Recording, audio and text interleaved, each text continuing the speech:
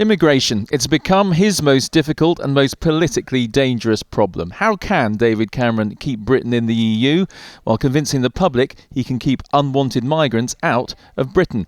Today, in the HQ of a company which sells heavy equipment across Europe, he said it was time to deal with this. Here is an issue which matters to the British people and to our future in the European Union.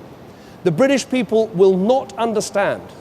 Frankly, I will not understand if a sensible way through cannot be found which will help settle this country's place in the EU once and for all. So under his plans, EU job seekers who haven't found a job after 6 months would have to leave. EU migrants would have to be working and paying into the system for 4 years before they could claim in-work benefits like tax credits.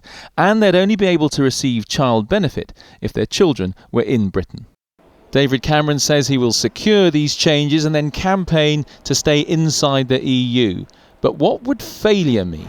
Does that mean if you do not get what you're laying out here, you would be prepared to say it is time to leave the EU? Now, people have asked me a lot, what if you fail? I don't want to fail. I don't believe I'm going to fail. But to put it beyond doubt, I'm saying today if I do fail, I rule absolutely nothing out. Today, ambassadors from all EU countries were invited to watch the speech at the Foreign Office. The initial response didn't seem too hostile. A very balanced, good speech. Labour's response was more hostile, picking up on yesterday's figures showing a rise in net migration.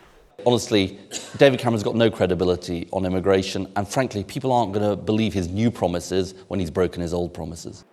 He's given us his plan for Europe and immigration if he's re-elected. Just one problem.